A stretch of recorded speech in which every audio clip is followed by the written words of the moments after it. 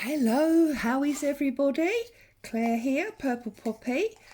I've come on today to A, show you my current make, but B, I wanted to share a lovely little haul that I've just had because I've had a trip to Hobbycraft. Now, the lovely Shabby Dabby Doodah showed this stencil in one of her videos. I don't know, a week, 10 days ago now. And I was obsessed that I had to have it. I had to have it. There was no ifs, no buts, no babies. And I've been along to Hobbycraft today and I've managed to get myself one. And I've also got this one as well. So that was exciting. But you've all seen stencils. That's not overly exciting for you. Also got some of this white Hessian. I think Shabby Dabby had some of that as well. And I've got this beautiful lace fabric, so that's lovely. I got some sexy ribbon with, bring it up close for you, vintage style hats and gloves on. I've got a new Tim Holtz oxide, but this is the creme de la creme. This is real excitement. Okay, because I've managed to get these paper pads. Now there's only 20 sheets in here, only 20 sheets, as many of you know is quite low for a paper pad. However, they are 150 to 200 GSM, and the reason it's stated like that is because all of the papers are different. Now, normally they're different in design, but these are actually different. And that's because they're handmade paper. Yeah, handmade paper. And you're not going to believe it, these were £6 each. So if you're in the UK and you've got a Hobbycraft anywhere near you and you're as crazy as I am about paper, you need to go down and get some of these. Now, I only bought two because I didn't actually like the other two, but there are 4 in the set. So let's open this up and entice you even more. So the first one we come to is this creamy gold, and it's actually, I'm hoping the camera picks it up, it's actually embossed. Then there's this heavy gold one, and there's 2 of all of them. But this one, it's more like card. This would almost be a journal cover on its own, especially with an inner layer. And then there is this gorgeous blue and gold, but again, it's thinner. That's more like paper, that one. And then we've got this like bronzy, and they have all got a texture. I don't know if you can hear that. And on the back, it's this sort of crafty, with little bits of gold and grey and green. It's just delightful. And then we've got this one where it's got these like Harlequin type diamonds. Can you see that? And that's actually embossed, so it's on the other side.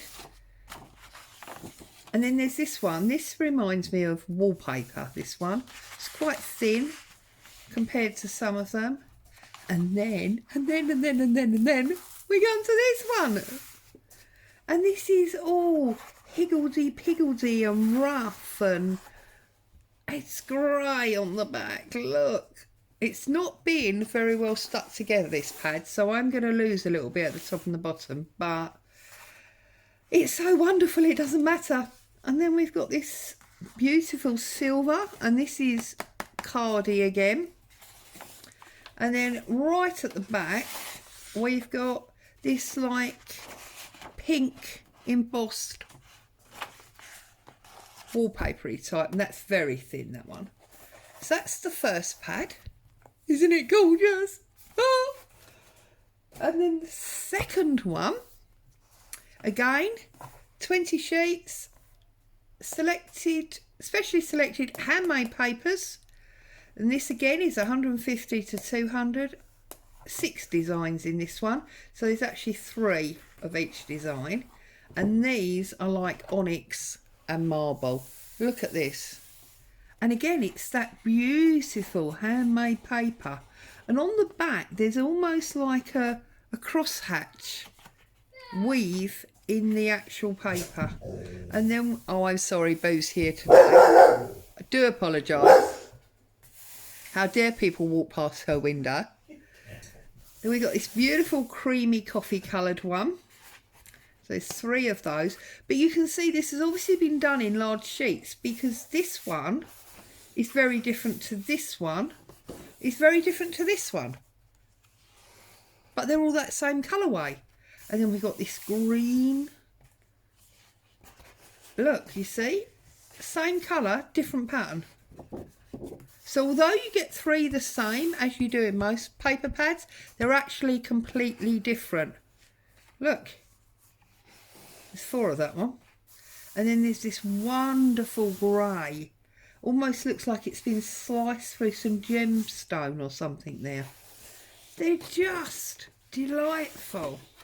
And while I'm sitting here showing them to you, I'm wondering why I didn't buy 2 of each. But there you go.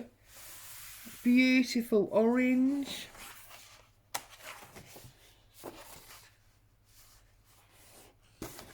They are just wonderful, aren't they? And then we're back to this like grey and gold. I am just going to have so much fun with these. They're just gorgeous. So I had to share that with you because, well, if any of you are as crazy about paper as I am, you will think they're to die for. So they were Hobbycraft.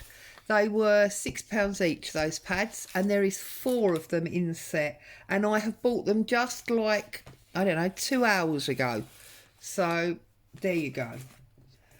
Okay, on to the project and what I'm currently working on. So I've been doing a lot of work with file folders lately, and I've noticed that there are a lot of people doing YouTube videos that involve mini file folders. So not wanting to obviously copy anybody else's ideas or what they're doing, I thought what I would do is I would join the trend, but in doing it my own way, because what I'm going to do is I'm using 4 sheets of paper and I'm going to join these together to make a mini booklet, and I'm going to use fabric tags as a binder, which I can't think of the lady's name, but I saw a lady, it's the lady with the cat, I can't think of her name. Oh, and she's such a lovely lady. Anyway, it'll come to me. I saw her do a journal recently with that kind of binding, and I just think it looks awesome. So I'll put that to one side for a minute, and I'm going to talk to you about these. These are 6-inch pads. Now, I don't know if you're like me, but I always buy 6-inch pads because I always think they look so cute. And then when I've got them on my desk, I can't work out what to use them for because they're just too small. I mean, especially these ones. You know, these ones come from The Works here in the UK, and they're £1. How can you not buy it? You know, there's 30 sheets. But when you buy it and you don't know what to do with it, £1 is not so cheap. Anyway, if you have got lots of these like I have, then this is the perfect project, because each one of these comes from a 6x6 that's been folded and trimmed. Okay. Also, of course, in all these pads are put together so that the patterns and pages sit well together, so you've already got your paper choices made for you, so it's really, really easy. Okay, so because I want them as file folders, I want slightly thicker ones. It's the only trouble, these ones tend to be paper thin. This one is much too thick. So of all of those, I've decided to use these ones. Now, I've got a Tim Holtz 12x12 sheet here, because if you haven't got any 6x6 and you want to follow this, you can simply strip this down the middle to give you 2 12x6s, and then you can strip each one in half again, and then you've got 4 6x6. Okay? But I do have all of these that I need to use up. So I've pulled 4 out of the same pad, And obviously because of that, they all sit together colour and pattern wise. Okay, so the trick here is that, as with a file folder, we obviously want a tab off the end. Now I did think about doing it as one tab in the middle and one tab in the middle with a drop down, as they are with the big file folders. But then I thought, you know what, no, I'm going to follow it down and make it, you know, a bit more like an index. So I started at the top and worked my way across. Now it's very simple to be aware, really, because obviously this is 6 inches. I wanted 4 of them. You see I've got 4. So half of 6 is obviously 3, and half of 3 is obviously 1.5. So I just did each of these tabs 1.5 inches, and I did it on my envelope punch board. Now, if you haven't got an envelope punch board, there is no reason you can't do this with good old-fashioned ruler, pencil and scissors. It's very easy to just do half, half, and then just cut a semicircled edge. But we have to start by folding our paper. So if you've got a directional pattern, obviously be aware of that. So I'm folding this I will tell you how far that is in a minute. That is, let's use this, that is very basically 1/2 inch, because that's the area that I'm going to use for my tab. Okay, so 1/2 inch down,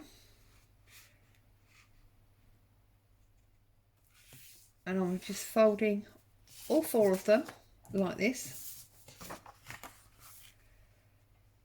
Now obviously you can see I'm not measuring these, I'm going by eye, and because we're going to be cutting them, I'm just trying to decide which way, that way, we're going to be cutting them down to tiny tabs.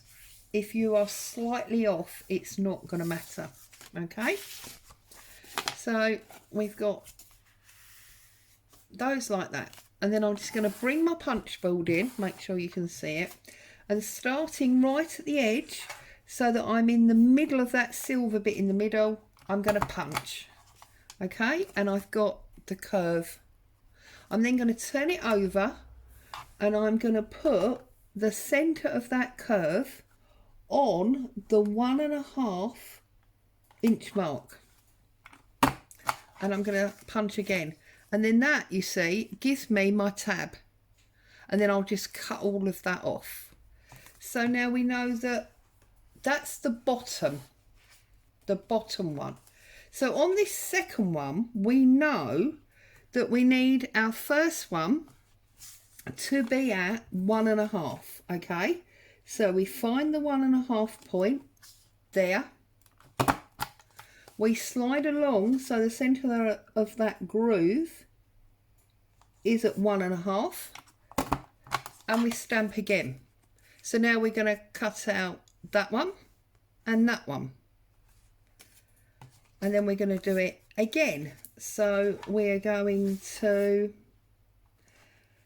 start this one at 3, because that's 1.5 and 1.5, isn't it? And then we're going to slide that across to our 1.5 point. Okay, so now you can see that this is the bottom one, this is the second one, this is the third one. Can you see? Look, 1, 2, 3. So now this one is going to be the top one. So this one we need to turn it over, put it in, punch it down, flip it back, put that at our 1.5 and stamp. Okay, so we can get rid of this now and get rid of all of those. And now we want a good old-fashioned pair of scissors, or you can do it on your cutting board if you would prefer. And I'm just going to trim off that little bit of a spike there.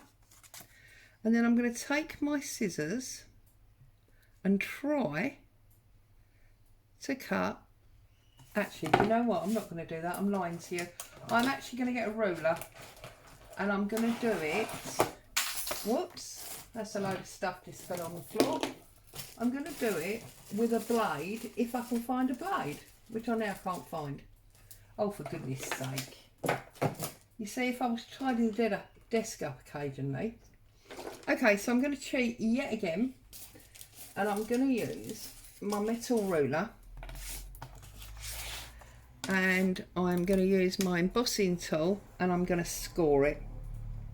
So just to make sure that I get a nice straight line. And now I'm going to cut it up with the scissors because it's important that this is straight. There you go. You see, it's still not straight. Even when I give myself a guideline. Can't cut straight lines. There you go. So there's the first one. The second one, exactly the same, only I'm just gonna cut it because, yeah, see, giving myself a straight line didn't make it any straighter, did it? There we go. And there's two. And this is Wendy. The wonderful lady's name is Wendy, and she's always is it Leo? Wendy and Leo. I'm sure her cat's name is Leo. Sorry, Wendy. She's the one that I saw do the wonderful fabric binding that we're going to do. So as always, you know, this is not my unique idea. It is something that I am doing a variation of what I've seen somebody else do. Just putting my spin on it, as it were. Okay, so there's 3, and then this is 4. So we just trim off that edge.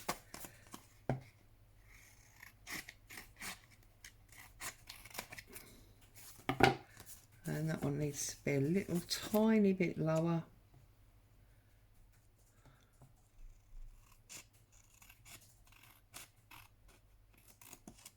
Like that.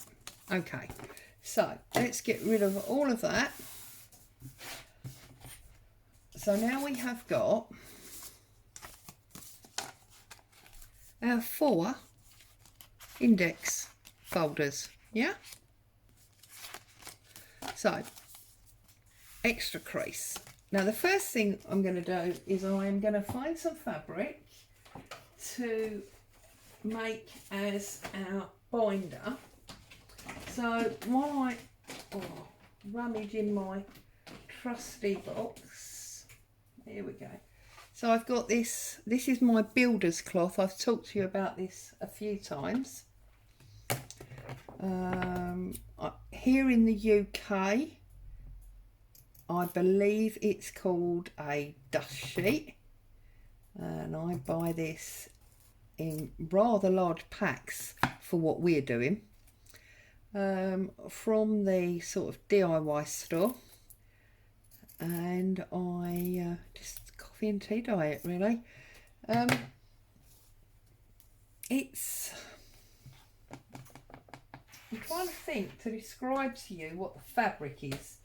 The fabric is like, it's not really a cotton, it's more woven, but and you can see it doesn't actually, unlike cotton, let me show you here, it doesn't rip nicely.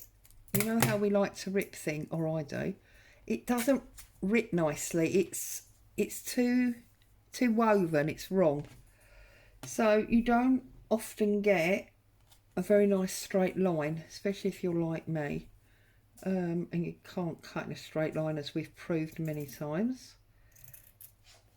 which is why that drill cotton is often nice to use. But I want to use this time. So what I'm going to do is I'm going to cut off these edges.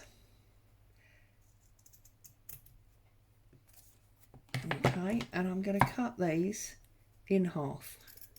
So I've got 4 of those. Okay, so for those of you that want to know, these are very roughly, they are about 1.5 inches by about 1.75 inches, okay, give or take.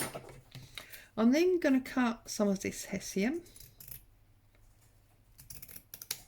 and I'm going to cut that slightly thinner, okay. And I'm going to cut them in half also. So I have now got various of these little rectangles, okay?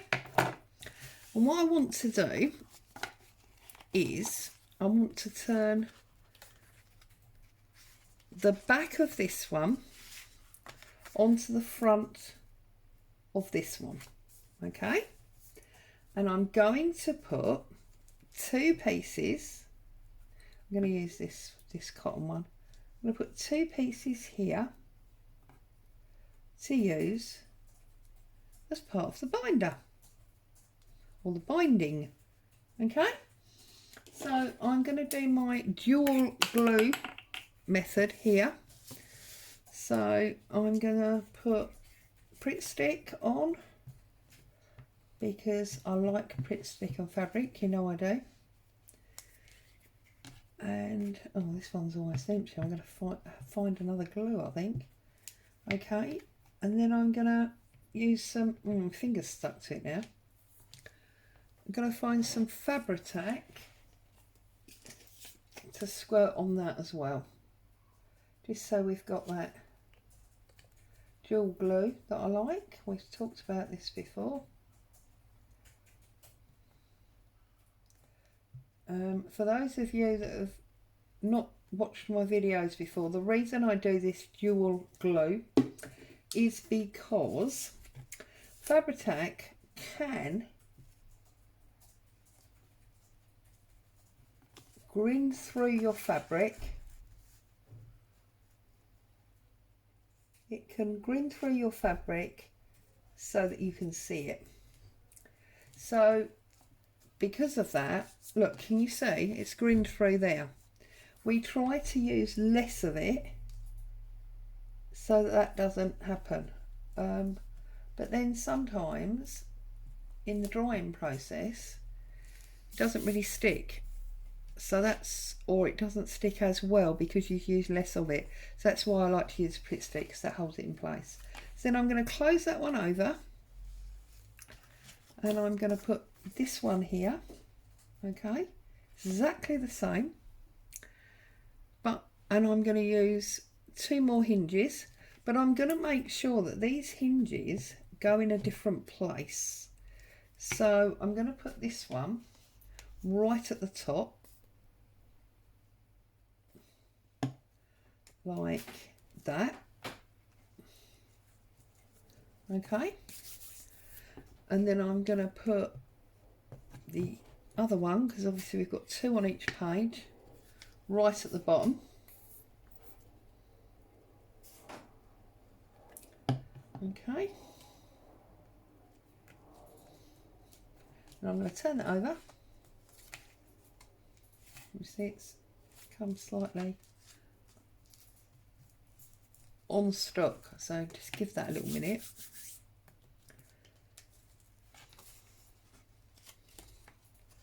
And let's press that down, because that's slightly thicker fabric.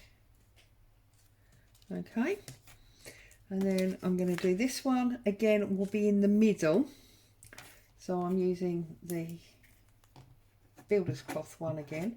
There's no particular reason to why I've put them on in this order. You can put them on obviously any way that makes you happy.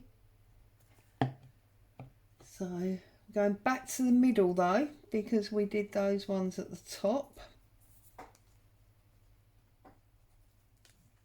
Put that one there and there, and then the other one I'm going to put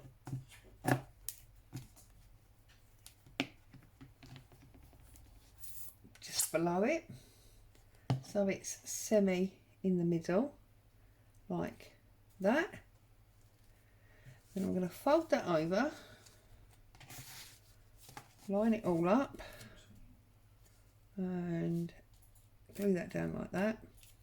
And then what I want to do is I want to fold this front one over to give us the back to front, as it were. So I'm going to use one at the top, one in the middle and one at the bottom.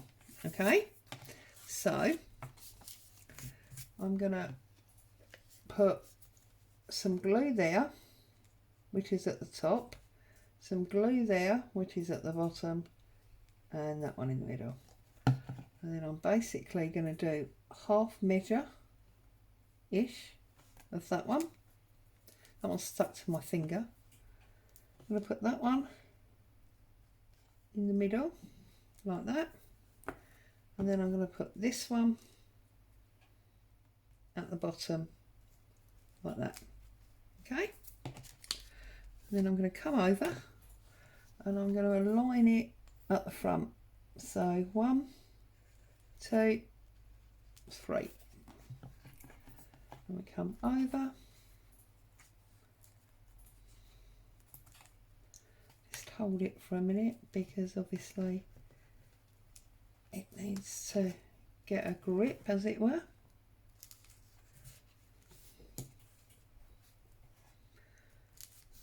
Okay, see, and this is what I was saying to you about the dual glue. There you go. The Pritt Stick just holds it in place while the Fabri-Tac dries. So now what we have is we have a little booklet where we can open the front one, and that's a file folder, and then we've got our hinge, and that's our second folder, and there's our hinge, and there's our third folder, our hinge, that one's a little bit wide, and then there's our fourth one. Okay, so that's the basics of our booklet. But what I obviously want to do now is I want to decorate up all these tabs. I want to decide whether I want this to completely open, or maybe I want to make it into a pocket or whatever, and we'll put some other stuff on as well to decorate it up. Now, as always, I've taken up too much really of your time, so we've been about half an hour. I'm going to stop now that you've got the bones of the little booklet. And those of you that are following along, you can get your little booklet made to that point, and then when we come back we'll get it decorated up and finished and ready to go inside one of our big journals or into a little gift envelope as a present for someone. Stay safe, happy crafting. Thank you for joining me. I'll see you soon. Bye for now.